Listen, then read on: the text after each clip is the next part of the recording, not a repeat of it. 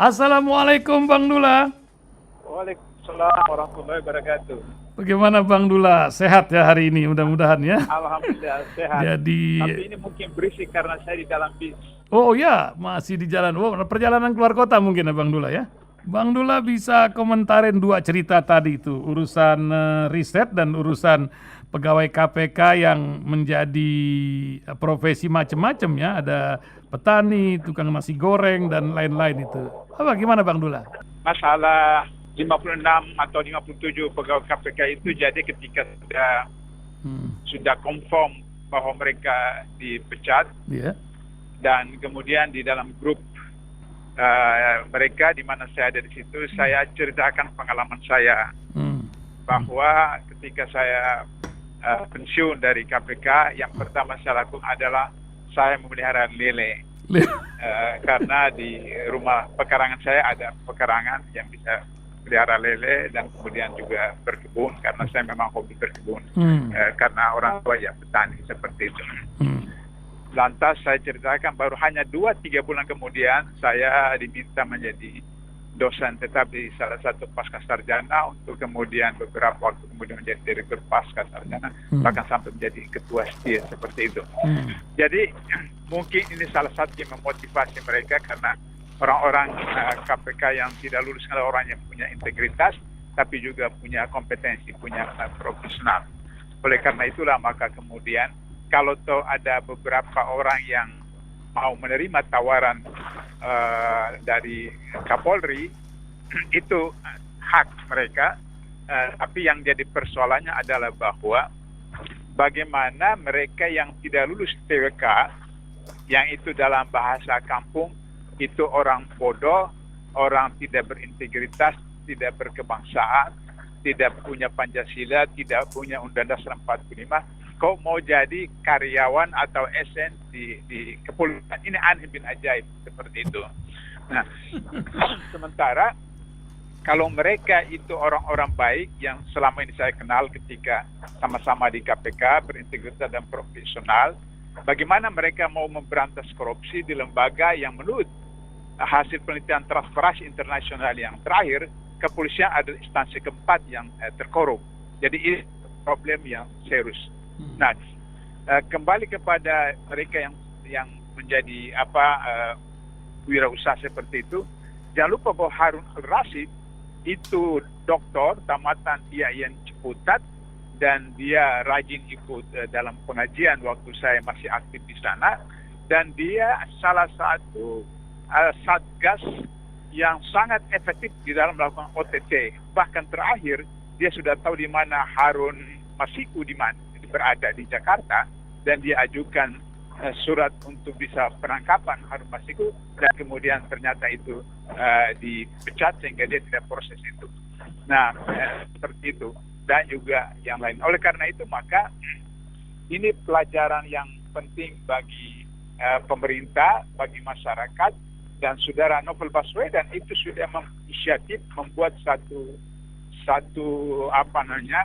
web khusus atau online khusus atau YouTube khusus untuk ke-57 orang ini untuk bisa kemudian melakukan kegiatan baik sosialisasi tentang pencegahan korupsi atau bagaimana agar supaya melaporkan kasus-kasus korupsi yang dilakukan oleh pejabat kepada instansi terkait. Bahkan mereka 57 ini sudah membentuk semacam satu usaha atau PT apa yang seperti itu, yang itu kemudian dipimpin langsung oleh Novel Baswedan sebagai penyidik senior mereka seperti itu. Dan saya yakin bahwa beberapa bulan kemudian mereka akan direkrut oleh lembaga-lembaga yang independen, lembaga-lembaga swasta yang kompeten.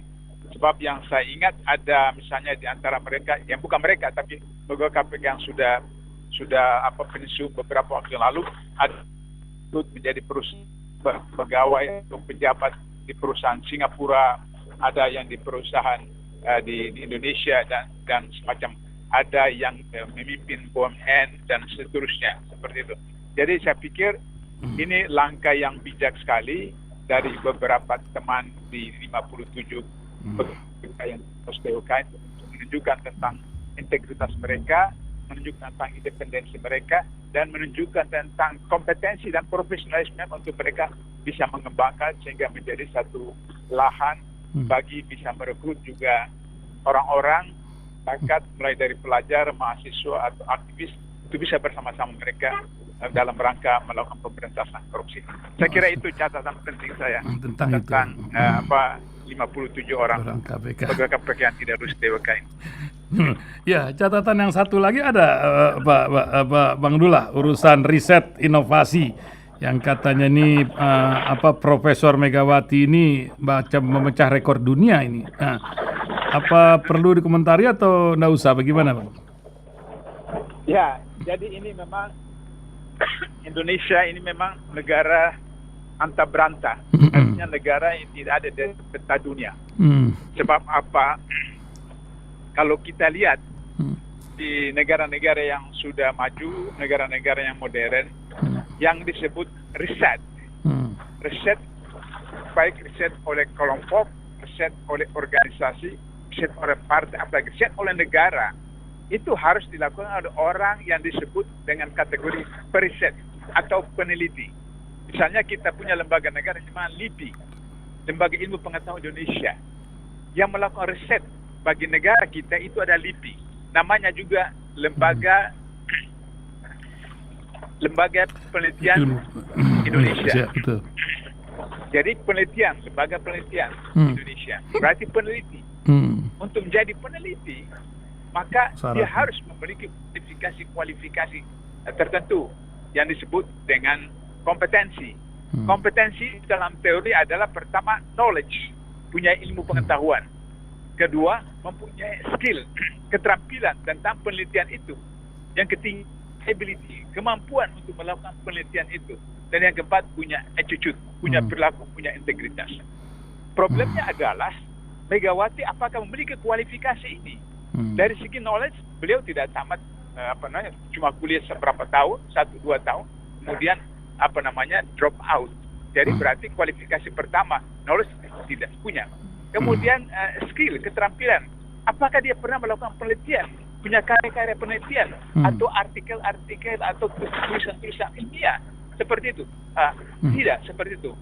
Ability, kemampuan, apa yang dia mampu lakukan ketika menjadi katakan satu pejabat negara, itu tidak ada kemampuannya, apalagi untuk melakukan riset seperti itu. Nah, oleh karena itu maka ketika satu lembaga yang disebut dengan Badan Riset Nasional Indonesia dipimpin orang yang tidak memiliki kualifikasi, kompetensi, knowledge, skill, ability, dan attitude, maka hancurlah negara itu. Sudah itu kemudian yang paling konyol adalah dia ketua partai. Sehingga demikian maka ketua partai yang sedang berkuasa maka kemudian bisa dikendalikan kemana arah riset penelitian itu. Dan ini berbahaya sekali karena kita hubungkan dengan bagaimana konsep PDIP tentang Pancasila, Trisila, kemudian Ekasila yang kemudian dikaitkan dengan konsep komunis yang pada zaman bapaknya Soekarno lahir Nasakom, yang kemudian itu menjadikan negara menjadi bencana dengan peristiwa G30 PKI. Oleh karena itu saya bisa memahami kalau ada orang yang ngeledek. Yang saya sedih adalah para profesor doktor yang ada di kementerian, yang ada di kabinet, itu tidak memberikan teguran, tidak memberikan saran, atau tidak memberikan peringatan bahwa ini berbahaya ketika memimpin satu lembaga riset. Orang yang tidak punya kompetensi, tidak punya skill, itu berbahaya sekali. Inilah yang dalam ilmu korupsi disebut dengan intellectual corruption, korupsi intelektual.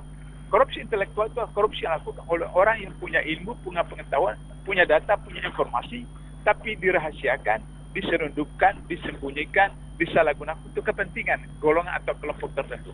Inilah yang terjadi. Oleh karena itu maka orang juga mengatakan aneh bin ajaib bagaimana ada profesor honoris causa yang ada itu doktor honoris causa. Kenapa? Bagaimana para profesor doktor Indonesia itu kemudian tutup mata tutup mulut dan seterusnya. Padahal mereka tahu bahwa profesor itu bukan gelar akademik. Profesor itu adalah jabatan akademik. Kalau gelar akademik yang tertinggi adalah doktor, sedangkan profesor itu jabatan akademik yang tertinggi. Pada zaman Orde Baru, memang profesor itu merupakan gelar penghormatan yang diberikan oleh presiden. Asal orang itu punya satu atau dua buku karya, dia cuma S1 saja, bahkan juga tidak S1, terus kemudian punya prestasi dalam masyarakat, dalam pemerintahan, dalam negara, maka dikasih gelar profesor. Tapi sekarang reformasi sudah ada undang-undangnya, sudah ada peraturan yang tentang gelar profesor. Dia merupakan jabatan tertinggi akademik yang tertinggi. Saya maaf dengan contoh diri saya sendiri. Setelah saya purna bakti dari KPK, kemudian saya mengajar kembali, dan kemudian kampus minta saya untuk memproses guru besar saya, dan saya proses. Ternyata kemudian saya ditolak.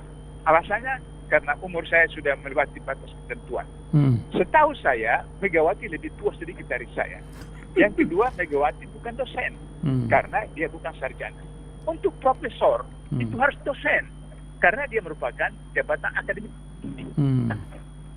Sama dengan Profesor Doktor di seluruh Indonesia itu diam 1000 bahasa, sama juga dengan ketika Jokowi mengangkat Megawati sebagai badan pengarah Badan Riset Nasional Indonesia. Itu sama.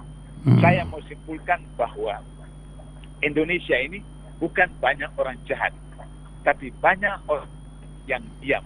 Itulah problem kita sekarang. Karena banyak orang baik yang diam, profesor, doktor, para cendekiawan tahan di swasta itu diam, maka inilah terjadi. Dan kita akan lihat nanti berjalan secara bertahap dalam negara-negara kita, masyarakat kita. Barangkali itu Terima kasih. Iya. Amin. Terima kasih Bang Dullah di pagi hari ini. Semoga selamat perjalanan pulang pergi dan Allah memberikan manfaat dan kesehatan selalu. Assalamualaikum Bang Dullah. Waalaikumsalam warahmatullahi wabarakatuh.